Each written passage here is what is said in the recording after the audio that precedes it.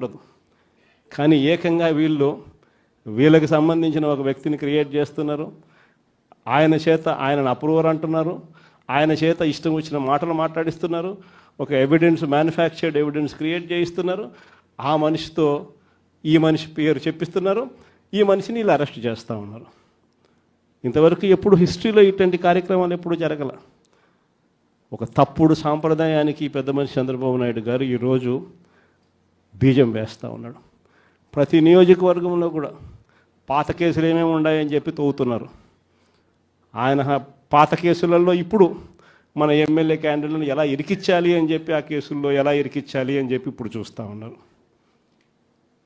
ఏ తప్పు జరగకపోయినా కూడా యాక్టివ్గా ఎవడైనా కార్పొరేటర్ ఉన్నా, ఎవడైనా ఎంపీటీసీ ఉన్నా, ఎవడైనా జెడ్పీటీసీ ఉన్నా, లేకపోతే ఎవరైనా లీడర్ ఉన్నా సరే విజిలెన్స్లో ఎలా ఇరికించాలా, తప్పుడు కేసు ఎలా పెట్టించాలా అనే సంస్కృతితోనే ఈరోజు పాలన సాగుతూ ఉంది. నేను ఒకటి చెప్తా ఉన్నా. ఈరోజు కష్టంలో ఉన్న వైఎస్ఆర్సీపీ అన్నదమ్ములను నేను ఈరోజు చూస్తూ ఉన్నా. నేను మీ అందరికీ ఒకటే చెప్తా ఉన్నా. మీ అన్నగా, మీ తమ్ముడిగా, మీ బిడ్డగా ఒకటి చెప్తా ఉన్నా.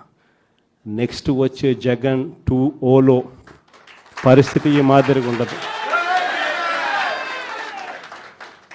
ఈరోజు ప్రతి కార్యకర్త కష్టాన్ని చూస్తూ ఉన్నా కాబట్టి చెప్తా ఉన్నా.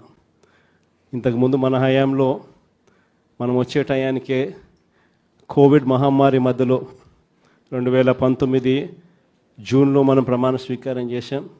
ఆ తర్వాత ఆ మార్చిలోనే ముగియక మునిపే ఒక సంవత్సరం కూడా సరిగ్గా ముగియక మునిపే 2020 మార్చి వచ్చేసరికి వెంటనే కోవిడ్ వచ్చింది. ఆ తర్వాత 2 సంవత్సరాలు కోవిడ్తో మనం యుద్ధం చేయాల్సిన పరిస్థితుల మధ్య మన పాలన సాగింది. బహుశా కార్యకర్తలకు అనుకున్న మేరకు బహుశా నేను చేయలేకపోయి ఉండొచ్చు. కానీ ఇవాళ ఒకటే చెప్తా ఉన్నా. ఈరోజు ఈ కష్టాన్ని చూసిన వ్యక్తిగా చెప్తా ఉన్నా. రేపొద్దున ఇలా ఉండదు. రేపొద్దున జరిగే ప్రతి విషయంలోనూ వైఎస్ఆర్సీపీకి కార్యకర్తే నెంబర్ 1గా ఉంటాడని మాత్రం ఖచ్చితంగా చెప్తా ఉన్నా. ప్రతి కార్యకర్తకు నేను ఒకటే చెప్తా ఉన్నా. ఎవడెవడైతే మీకు అన్యాయం చేశాడో పర్వాలా, అన్యాయం చేయండి, చేయించుకుంటాం, టైం మీది, కానియండి, కొట్టండి అని చెప్పండి. ఆడు ఎవడు ఏం చేస్తా ఉన్నాడో పేరు రాసుకోండి. రెడ్ బుక్ అని నేను చెప్పను, కానీ పేరైతే రాసుకోండి. మీరు ఏ బుక్లో రాసుకున్నా పర్వాలా, పేరైతే మీరు రాసుకోండి. దాని తర్వాత మాత్రం అన్యాయం చేసినోనికి సినిమా మాత్రం మనం చూపిస్తామని చెప్తాను. ఆ మనిషి రిటైర్డ్ అయి ఉన్నా కూడా లాక్కొని వస్తా. ఆ మనిషి దేశం విడిచిపెట్టిపోయినా లాక్కొని వస్తా. ఎవరిని వదిలిపెట్టేది ఉండదు. ఒక్కొక్కడికి మాత్రం సినిమా మాత్రం ఎలా చూపించానో అలా చూపిస్తామని మాత్రం చెప్తాను. ఖచ్చితంగా ఏదైతే నాటుతున్నారో, ఏదైతే ఇత్తుతున్నారో, ఇది రెండింతలు వీళ్ళకు పండే కార్యక్రమం కూడా జరుగుతుందని మాత్రం ప్రతి కార్యకర్తకు గట్టిగా చెప్పండి. ఎందుకనంటే ఈరోజు రాష్ట్ర వ్యాప్తంగా ఇదే జరుగుతూ ఉంది.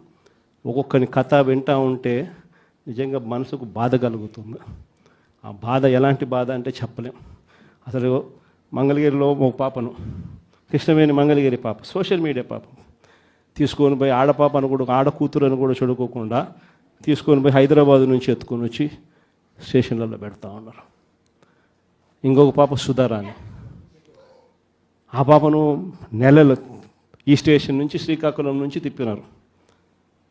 శ్రీకాకుళం నుంచి కింద దాకా అన్ని స్టేషన్లు తిప్పుకుంటూ నెల రోజుల పాటు బెయిల్ రాకోకుండా తిప్పినారు.